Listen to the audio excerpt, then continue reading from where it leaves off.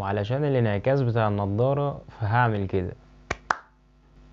ومعانا في أول حلقة الصحابي الجليل الذي قيل فيه من رسول الله صلى الله عليه وسلم: لو كنت متخذا خليلا لاتخذت هذا الصحابي خليلا.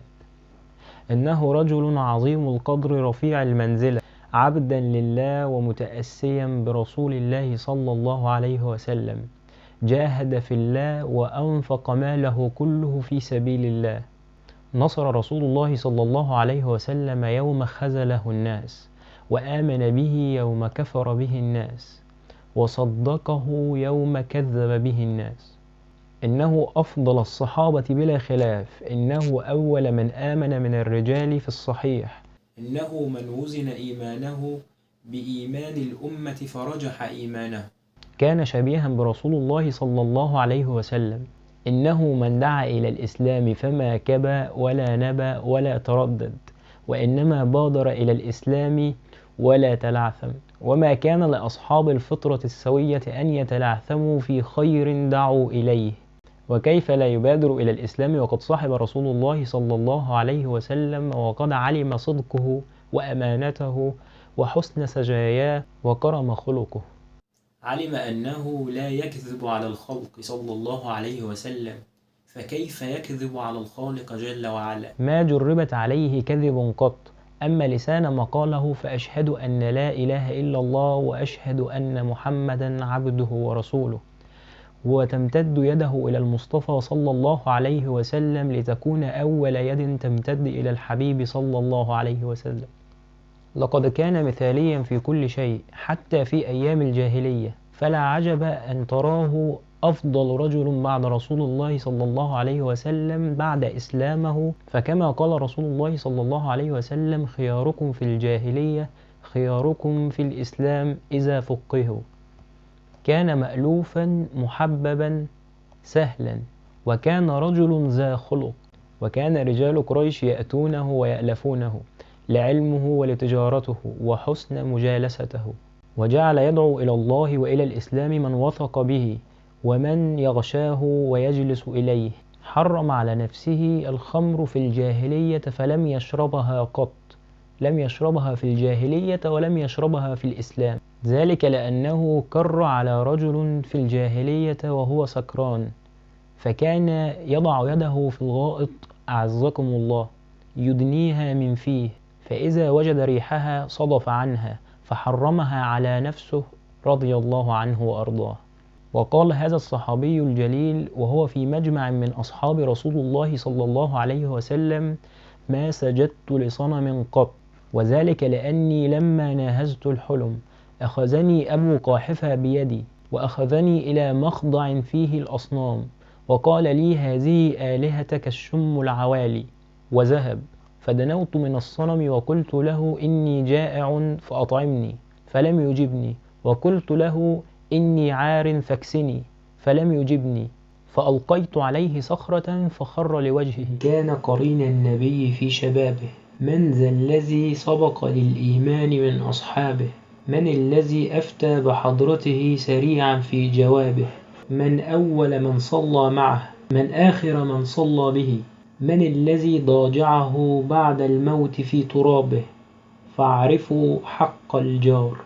وعن أبي سعد الخدري رضي الله عنه عن النبي صلى الله عليه وسلم أنه قال: إن أهل الدرجات العلى يرون من فوقهم كما ترون الكوكب الدري في أفق السماء، وإن هذا الصحابي وعمر منهما وأنعما. قال في تحفة الأحوذي: أنت صاحبي على الحوض أي الكوثر، وصاحبي في الغار أي الكهف الذي أوي إليه بجبل صور عندما كان مهاجرين.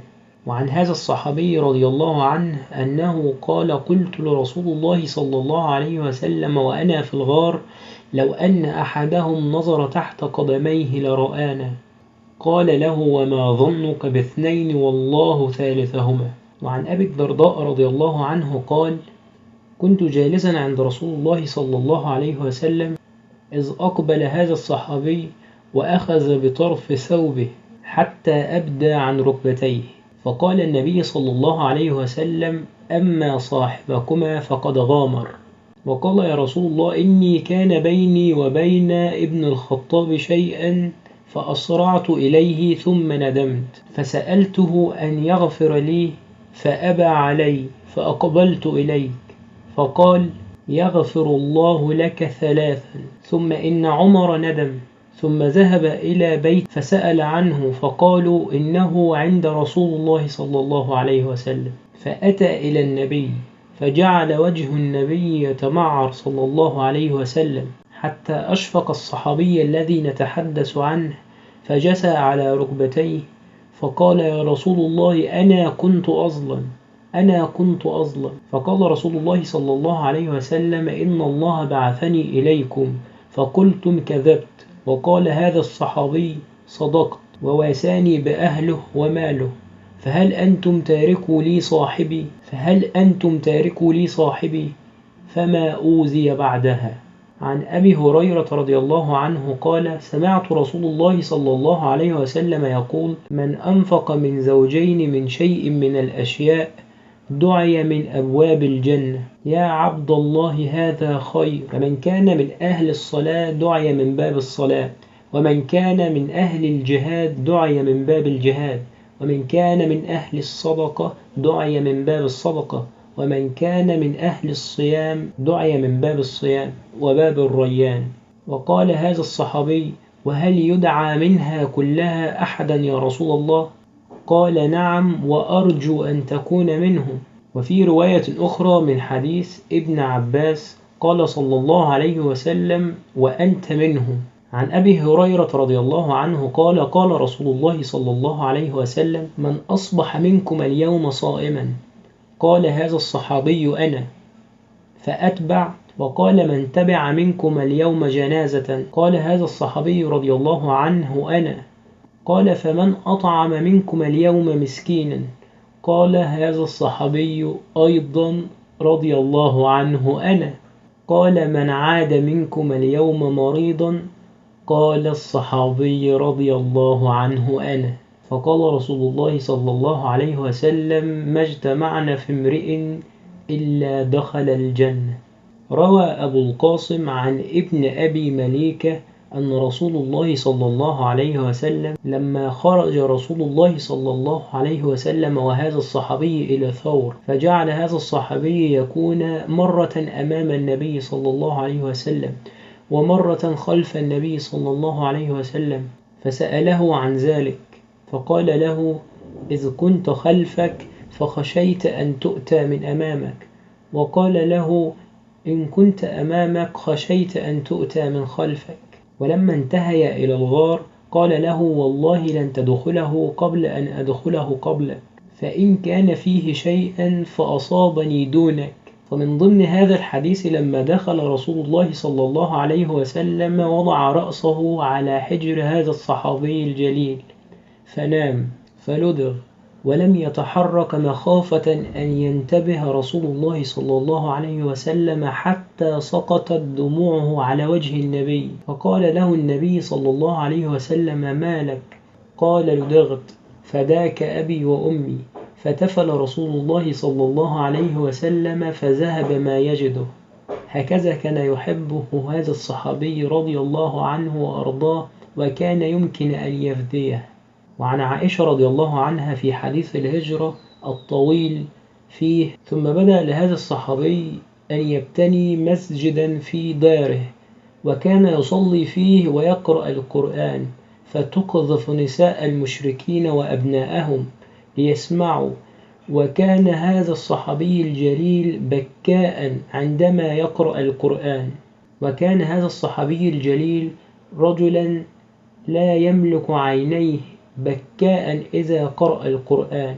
وبعد حياة طويلة مليئة بالحب والبذل والتضحية والفداء والعدل والإيثار، نام خليفة رسول الله صلى الله عليه وسلم على فراش الموت ليلحق بحبيبه وصاحبه رسول الله صلى الله عليه وسلم في جنة الرحمن جل وعلا، إخوانا على سرر متقابلين. وعن أسيد بن صفوان قال: لما قبض هذا الصحابي رضي الله عنه وأرضاه وسجي عليه ارتجت المدينة بالبكاء كيوم قبض رسول الله صلى الله عليه وسلم. وأخيرا، فمن هو الصديق رضي الله عنه وأرضاه؟ هو عبد الله بن عثمان بن عمرو بن كعب ابن سعد بن تيم ابن مرة ابن كعب ابن لؤي القرشي التيمي أبو بكر الصديق ابن أبي قاحفة. ولد بمني وهو يلتقي مع رسول الله صلى الله عليه وسلم في النسب في مرة. تزوج في الجاهلية امرأتين وتزوج في الإسلام امرأتين، رضي الله عن أبا بكر وعن سائر الصحابة أجمعين. وأخيرا وليس آخرا، سبحانك اللهم وبحمدك، أشهد أن لا إله إلا أنت، أستغفرك وأتوب إليك، ونلتقي في حلقة قادمة.